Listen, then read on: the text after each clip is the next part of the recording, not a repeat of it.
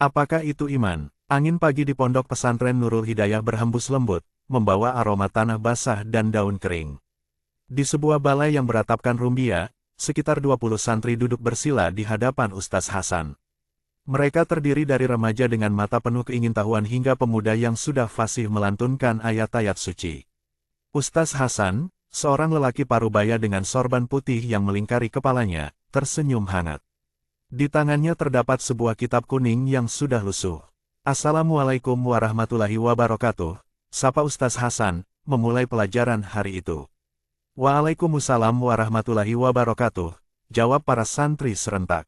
Anak-anakku sekalian, hari ini kita akan menyentuh inti dari keberadaan kita sebagai seorang muslim, ujar Ustaz Hasan dengan nada yang menenangkan.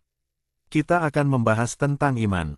Apa yang kalian pahami tentang kata ini? Seorang santri bernama Ahmad, yang dikenal paling rajin mencatat, memberanikan diri angkat bicara. Iman adalah kepercayaan, Ustaz. Betul, Ahmad. Kepercayaan, angguk Ustaz Hasan. Tapi kepercayaan yang bagaimana? Apakah sama kepercayaan kita pada janji seorang sahabat dengan kepercayaan kita kepada Allah? Beliau berhenti sejenak, membiarkan pertanyaan itu meresap dalam benak para santri. Iman, dalam konteks agama kita, lebih dari sekadar percaya. Ia adalah sebuah ikatan yang utuh. Ia adalah pengakuan yang tidak hanya diucapkan oleh lisan, namun juga dibenarkan oleh hati, dan dibuktikan oleh amal perbuatan, jelas Ustaz Hasan, mengetuk lembut dadanya. Bayangkan sebuah pohon, lanjut beliau. Lisan kita yang mengucapkan, aku beriman, adalah seperti daun-daunnya. Hati yang membenarkan adalah akarnya yang kuat menghujam bumi. Dan amal perbuatan kita, seperti sholat, puasa, dan sedekah, itu adalah buah-buahnya. Maka, definisi iman yang sempurna adalah percaya dengan lisan, diucapkan, membenarkan dengan hati, diyakini, dan mengamalkan dengan perbuatan, dilakukan. Ustaz Hasan kemudian membuka lembaran kitabnya. Kepercayaan ini tidak sembarangan. Ia memiliki 6 tiang penyangga yang kokoh. Jika salah satu tiang ini roboh, maka keseluruhan bangunan keimanan kita akan goyah. Inilah yang kita kenal sebagai rukun iman.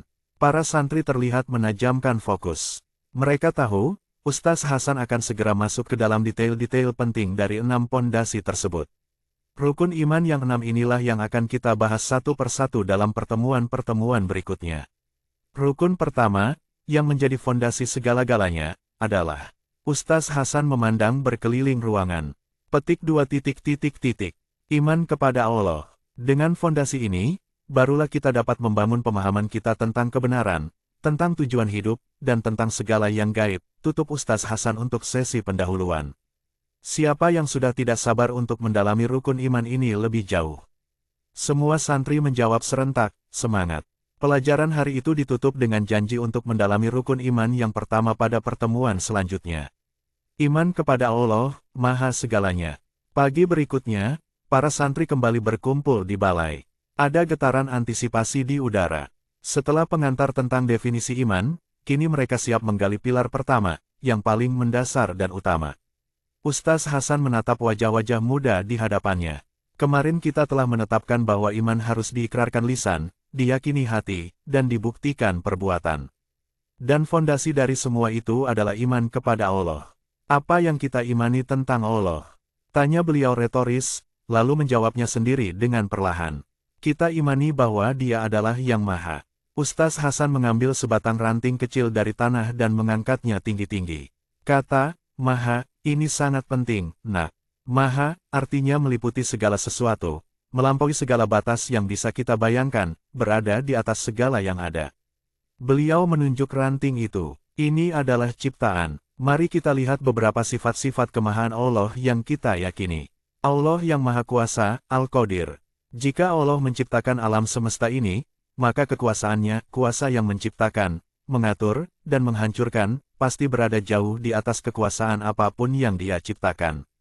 Kekuatan atom, badai, bahkan kekuasaan raja-raja, semuanya hanya setetes air dibandingkan samudera kekuasaannya.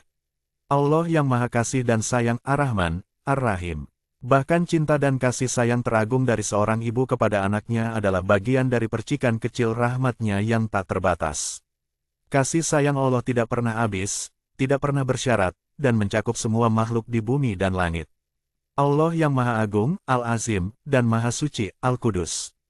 Keagungannya tidak tertandingi, kesuciannya murni dari segala kekurangan, celah, dan bayangan keraguan. Dia adalah yang terlampaui dan yang tersucikan dari segala perbandingan dengan makhluk. Allah yang Maha Hidup, Al-Hayy, dan Maha Sempurna, Al-Kamil. Makhluk hidup pasti mati dan memiliki batas. Hidup Allah adalah abadi, tanpa permulaan dan tanpa akhir. Sempurnanya mencakup seluruh Asmaul Husna. Dia tidak butuh tidur, tidak butuh bantuan, dan tidak mungkin memiliki cacat sedikitpun. Jadi, ketika kita mengatakan Allah yang Maha Segalanya, itu berarti segala sesuatu, harta, kekuasaan, kehidupan, nasib, bahkan udara yang kita hirup saat ini, semuanya berada di bawah kehendaknya semata, simpul Ustaz Hasan sambil meletakkan ranting itu kembali. Mengimani Allah berarti mengimani sifat-sifat kemahaannya yang mutlak, dan mengakui bahwa tidak ada satupun yang setara, sebanding, atau memiliki andil dalam kehendaknya. Inilah Tauhid, mengesahkan Allah, yang menjadi pintu gerbang keimanan kita, tutup Ustaz Hasan, memberikan jeda agar para santri dapat merenungkan kedalaman konsep tersebut. Pada pertemuan selanjutnya, kita akan membahas mengenai utusan-utusannya yang membawa wahyu, para malaikat, yang menjadi rukun iman kedua. Iman kepada malaikat-malaikat Allah. Setelah mendalami keagungan sifat-sifat Allah, kini Ustaz Hasan mengarahkan perhatian para santri ke alam gaib yang menjadi perantara antara Sang Pencipta dan ciptaannya. Anak-anakku, kata Ustaz Hasan, jika iman kepada Allah adalah fondasi, maka rukun iman yang kedua, iman kepada malaikat-malaikat Allah, adalah tembok pertama yang menegaskan keyakinan kita pada hal yang gaib. Penciptaan dan sifat malaikat. Malaikat adalah makhluk Allah yang istimewa. Mereka diciptakan dari cahaya, nur. Mereka tidak memiliki nafsu, sehingga berbeda dengan manusia yang diciptakan dari tanah, dan jin yang diciptakan dari api. Ustaz Hasan menjelaskan sifat-sifat utama malaikat. Selalu taat, malaikat tidak pernah durhaka atau membangkang terhadap perintah Allah. Tugas mereka hanya melaksanakan apa yang diperintahkan, tanpa rasa lelah atau bosan. Tidak berjenis kelamin, mereka bukanlah laki-laki atau perempuan. Tidak makan, minum, atau tidur, mereka tidak memiliki kebutuhan biologis seperti manusia. Mampu berubah wujud, dengan izin Allah, malaikat dapat menjelma menjadi bentuk lain, misalnya menyerupai manusia, untuk menjalankan tugas tertentu.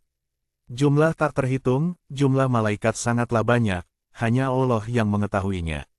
Namun, kita wajib mengimani keberadaan mereka secara keseluruhan, meskipun jumlah pastinya tak terjangkau akal. Jadi, kita tidak hanya percaya bahwa mereka ada, tapi kita percaya mereka selalu sibuk menjalankan perintahnya di sekeliling kita, setiap saat, tegas beliau. 10 malaikat yang wajib diketahui. Ustaz Hasan kemudian melanjutkan ke bagian yang wajib dihafal dan dipahami oleh setiap muslim, yaitu 10 malaikat utama beserta tugas spesifik mereka. Meskipun jumlahnya tak terhitung, ada 10 nama malaikat yang wajib kita ketahui dan yakini tugasnya, karena mereka berkaitan langsung dengan kehidupan manusia dan alam semesta, jelasnya sambil menuliskan nama-nama tersebut di papan tulis kecil. Nama malaikat tugas utama. 1. Jibril menyampaikan wahyu dari Allah kepada para rasul. 2. Mikail mengurus rezeki, menurunkan hujan, dan membagi-bagikan tumbuhan.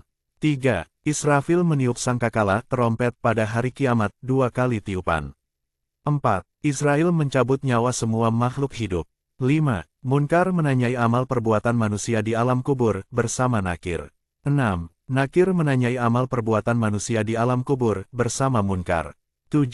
Rakib mencatat segala amal kebaikan, amal soleh manusia. 8. Atid mencatat segala amal keburukan, dosa manusia. 9. Malik menjaga dan memimpin pintu neraka. 10. Ridwan menjaga dan memimpin pintu surga. Mengimani para malaikat mengajarkan kita disiplin, tutup Ustaz Hasan. Bayangkan, di sebelah kanan dan kiri kita ada Rakib dan Atid yang senantiasa mencatat. Ini adalah pengingat bahwa tidak ada satupun perbuatan, sekecil apapun, yang luput dari pengawasan Allah. Sesi pelajaran hari itu berakhir, meninggalkan para santri dengan kesadaran baru bahwa mereka tidak pernah sendirian dalam setiap langkah dan perbuatan. Iman kepada kitab-kitab Allah. Setelah memahami keberadaan malaikat yang menyampaikan perintah, Ustaz Hasan melanjutkan pembahasan ke rukun iman yang ketiga, yaitu iman kepada kitab-kitab Allah. Jika malaikat adalah perantara, maka kitab-kitab Allah adalah risalah, pesan, dan petunjuk langsung dari Sang Pencipta kepada manusia, Ustaz Hasan memulai. Iman kepada kitab berarti meyakini bahwa Allah telah menurunkan pedoman hidup kepada rasul-rasulnya, agar kita tahu mana yang benar dan mana yang salah. 4 kitab utama. Ustaz Hasan menjelaskan bahwa sepanjang sejarah kenabian, Allah telah menurunkan banyak suhuf, lembaran-lembaran, dan beberapa kitab besar. Namun, ada 4 kitab yang wajib kita ketahui secara khusus. 1. Kitab Taurat. Taurat diturunkan kepada Nabi Musa alaihissalam, jelas Ustaz Hasan. Kitab ini diturunkan di Bukit Sinai dan berisi ajaran dasar tentang tauhid, mengesahkan Allah, dan hukum-hukum syariat untuk kaum Bani Israel. Inti dari Taurat adalah 10 perintah Allah, the Ten Commandments. Inti ajaran, hukum-hukum dasar dan petunjuk bagi Bani Israel. 2. Kitab Zabur. Zabur diturunkan kepada Nabi Daud alaihissalam, lanjut beliau. Kitab ini tidak banyak mengandung hukum syariat baru, melainkan lebih fokus pada pujian, zikir, nasihat, dan hikmah kepada Allah. Kitab ini penuh dengan sanjungan dan doa yang indah. Inti ajaran, nasihat, zikir, dan puji-pujian kepada Allah. 3. Kitab Injil. Injil diturunkan kepada Nabi Isa alaihissalam, kata Ustaz Hasan. Kitab Injil hadir untuk menyempurnakan dan membenarkan sebagian ajaran Taurat, serta membawa ajaran yang lebih mengutamakan kasih sayang dan meninggalkan ketamakan dunia. Injil juga berisi kabar gembira tentang kedatangan Nabi terakhir, yaitu Nabi Muhammad Shallallahu Alaihi Wasallam. Inti ajaran, ajaran kasih sayang, zuhud, dan membenarkan Taurat. 4. Kitab Al-Quran. Ustaz Hasan kemudian mengangkat Al-Quran di tangannya, yang terlihat baru dan tebal. Dan inilah puncaknya, kitab penyempurna. Al-Quran diturunkan kepada Nabi Muhammad Shallallahu Alaihi Wasallam secara berangsur-angsur selama 23 tahun. Beliau menekankan perbedaan mendasar Al-Quran dari kitab-kitab sebelumnya. Penyempurna, Al-Quran membenarkan, sekaligus menyempurnakan ajaran dari Taurat, Zabur, dan Injil yang telah diubah atau dilupakan oleh manusia. Berlaku universal, jika kitab sebelumnya ditujukan untuk umat tertentu, seperti Bani Israel, Al-Quran adalah pedoman bagi seluruh umat manusia hingga hari kiamat. Terjaga keasliannya, Allah sendiri menjamin kemurnian Al-Quran, tegas Ustaz Hasan. Kitab-kitab terdahulu rentan terhadap perubahan oleh tangan manusia, tetapi Al-Quran tetap utuh, satu huruf pun tidak berubah, sejak diturunkan hingga akhir zaman. Maka, mengimani kitab-kitab Allah berarti kita wajib meyakini bahwa 4 kitab ini adalah wahyu dari Allah, dan kita wajib mengikuti serta mengamalkan petunjuk yang paling sempurna, yaitu Al-Quran, simpul Ustaz Hasan. Pelajaran diakhiri dengan dorongan untuk lebih sering membaca, memahami, dan menjadikan Al-Quran sebagai pedoman utama dalam setiap aspek kehidupan. Iman kepada Rasul-Rasul Allah. Pada sesi ini, Ustaz Hasan meminta para santri untuk membuka kembali pemahaman mereka tentang wahyu yang dibahas pada pertemuan sebelumnya. Jika kitab adalah pesannya, kata Ustaz Hasan, maka yang membawakan, menjelaskan, dan menjadi contoh hidup dari pesan itu adalah para rasul. Perbedaan Nabi dan Rasul. Ustaz Hasan menjelaskan bahwa Allah mengutus utusan-utusannya dengan 2 gelar utama, Nabi, dan Rasul. Semua Rasul adalah Nabi, tetapi tidak semua Nabi adalah Rasul. Apa perbedaannya? Tanya beliau sambil mengambil spidol untuk menulis di papan. Kategori definisi tugas utama, Nabi seseorang yang menerima wahyu dari Allah untuk dirinya sendiri. Mengamalkan wahyu itu untuk dirinya sendiri dan bagi umat yang telah ada syariat sebelumnya. Rasul seseorang yang menerima wahyu dari Allah dan diperintahkan untuk menyampaikannya kepada umatnya, membawa syariat yang baru. Menyampaikan, jumlah Nabi sangat banyak, ribuan. Sementara jumlah Rasul lebih sedikit, tetapi kita wajib meyakini keberadaan mereka semua, karena mereka adalah manusia pilihan yang sempurna akhlaknya, yang disebut juga dengan sifat masum terjaga dari dosa, jelas Ustaz Hasan. 25 Rasul yang wajib diketahui. Ustaz Hasan kemudian memimpin para santri untuk menghafal dan memahami 25 nama Rasul yang wajib diketahui, mulai dari yang pertama hingga penutup. Kewajiban kita adalah mengimani, meneladani, dan menghormati perjuangan mereka dalam menyampaikan risalah tauhid, ujarnya sambil menunjuk daftar yang telah ia tuliskan. Adam, Nabi sekaligus manusia pertama. Idris, Nuh, Hud, Sholih, Ibrahim, bapa para nabi. Lut, Ismail, Ishak, Yakub, Yusuf, Ayub, Syuaib, Musa menerima Taurat, Harun, Zulkifli, Daud menerima Zabur, Sulaiman, Ilyas, Ilyasa, Yunus, Zakaria, Yahya, Isa, menerima Injil, Muhammad penutup para nabi dan rasul, Khatamul Anbiya. Ustaz Hasan menekankan nama terakhir. Nabi Muhammad Shallallahu Alaihi Wasallam adalah rasul penutup. Setelah beliau wafat, tidak ada lagi nabi atau rasul yang diutus Allah. Beliaulah teladan tertinggi kita, yang syariatnya, yaitu Al-Quran dan Sunnah, menjadi pedoman abadi. Iman kepada Rasul berarti meyakini bahwa mereka menyampaikan kebenaran mutlak dari Allah, tanpa dikurangi atau ditambahi. Dan meneladani mereka adalah cara terbaik kita mendekatkan diri kepada Allah. Tutup Ustaz Hasan, menasihati para santri untuk tidak hanya menghafal nama, tetapi juga mengambil pelajaran dari kisah hidup setiap Rasul. Iman kepada hari akhir, kiamat. Dengan wajah yang lebih serius, Ustaz Hasan memulai pembahasan rukun iman yang kelima, iman kepada hari akhir, atau hari kiamat. Anak-anakku, hari kiamat bukanlah sekadar akhir dari dunia, melainkan permulaan kehidupan yang sesungguhnya dan abadi, kata Ustaz Hasan. Mengimaninya berarti kita percaya bahwa semua yang kita lakukan di dunia akan dipertanggungjawabkan di hadapan Allah.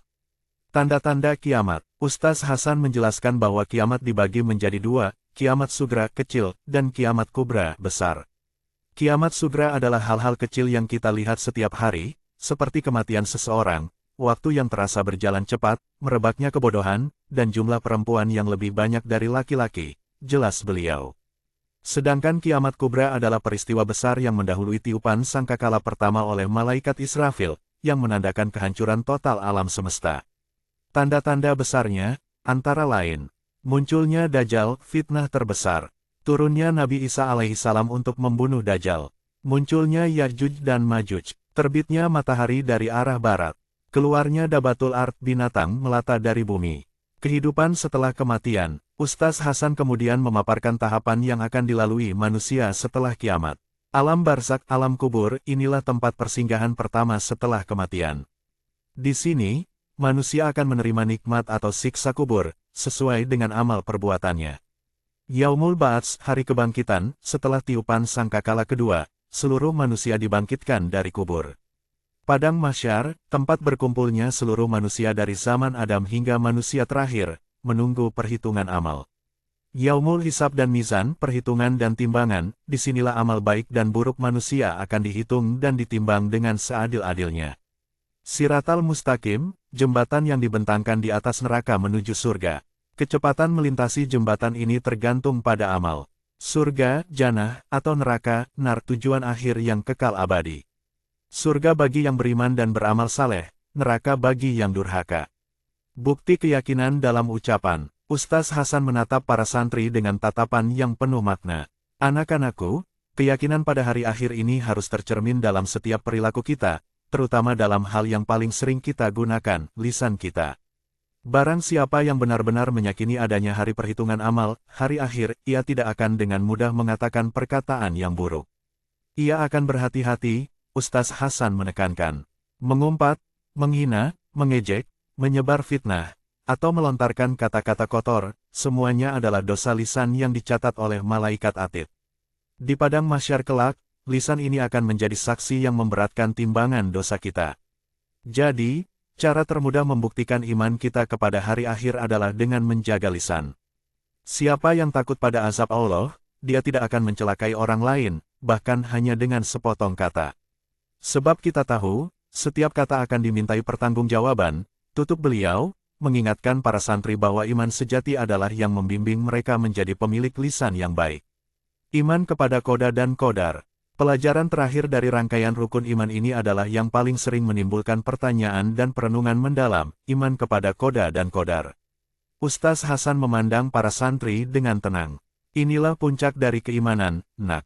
Setelah kita meyakini Allah, malaikat, kitab, rasul, dan hari akhir, kita harus menerima bahwa segala sesuatu yang terjadi di alam semesta ini, sekecil apapun itu, telah ditetapkan oleh Allah. Qada dan Qadar, perbedaan dan keterikatan. Ustaz Hasan menjelaskan, meskipun sering disebut bersamaan, Qada dan Qadar memiliki makna yang berbeda. Qada, ketentuan azali. Definisi, ketetapan Allah yang telah ditetapkan sejak zaman azali, sebelum dunia diciptakan, di Lauh Mahfuz. Ini adalah rencana umum dan garis besar takdir. Contoh, Allah menetapkan bahwa manusia akan hidup dan mati, bahwa bumi akan berputar, atau bahwa Nabi Muhammad akan menjadi penutup para nabi. Qadar, realisasi ketentuan, definisi, perwujudan atau pelaksanaan dari qada Allah di dunia nyata pada waktu dan kondisi tertentu. Qadar adalah takdir yang sedang atau telah terjadi. Contoh, seseorang dilahirkan hari ini, di tempat ini, dan meninggal pada tahun tertentu. Singkatnya, simpul Ustaz Hasan, qada adalah konsep, dan qadar adalah kenyataannya. Keduanya adalah satu kesatuan yang tidak terpisahkan, menunjukkan ilmu dan kekuasaan Allah yang sempurna. Musibah dan nikmat, dua sisi kebaikan. Ustaz Hasan kemudian masuk pada poin penting yang disoroti oleh pemahaman ini. Beberapa orang mengira, qada dan qadar itu hanya tentang hal-hal buruk, seperti musibah atau kegagalan. Padahal, kenikmatan, kesehatan, kekayaan, dan keberhasilan, semuanya juga merupakan qadar Allah, kata beliau. Beliau menekankan inti dari ajaran ini, musibah dan nikmat, keduanya adalah kebaikan bagi seorang mukmin. Tanamkan ini dalam hati kalian, tiada yang sia-sia yang Allah ciptakan atau tetapkan untuk manusia, kecuali demi kebaikan dan kemudahan untuk kesejahteraan manusia itu sendiri. Menyikapi nikmat bersyukur. Ketika kita mendapat nikmat kesehatan, makanan enak, atau keberhasilan, kita tahu ini adalah qadar yang baik dari Allah. Tugas kita adalah bersyukur. Rasa syukur akan membuat nikmat itu bertambah dan menjadi bekal kebaikan di akhirat. Menyikapi musibah, bersabar. Ketika kita tertimpa musibah, sakit, kehilangan, atau kegagalan, kita harus bersabar. Musibah bukanlah hukuman, melainkan kesempatan untuk menggugurkan dosa, menguji keimanan, dan mendekatkan diri kepada Allah. Musibah mendidik kita agar tidak sombong, agar kita menyadari kelemahan kita di hadapan Allah, dan mendorong kita untuk kembali merendahkan diri kepadanya. Ini adalah kebaikan jangka panjang yang jauh lebih berharga daripada kenyamanan sesaat di dunia, tegas Ustaz Hasan. Penutup rukun iman. Jadi, mengimani qada dan qadar berarti berusaha maksimal dalam berikhtiar, berusaha, dan setelah berusaha, menyerahkan hasilnya kepada Allah dengan penuh ketenangan. Kita bahagia jika berhasil, bersyukur, dan kita tenang jika gagal, bersabar karena kita tahu, hasil akhirnya sudah diatur untuk kebaikan kita, tutup Ustaz Hasan. Dengan selesai membahas qada dan qadar, Ustaz Hasan menutup seluruh rangkaian pelajaran rukun iman. Anak-anakku, keenam rukun iman ini adalah pondasi kita. Memahaminya haruslah membuat kita menjadi hamba yang lebih baik, lebih tenang, dan lebih bijak dalam menjalani hidup. Semoga Allah senantiasa menguatkan iman kita semua. Amin.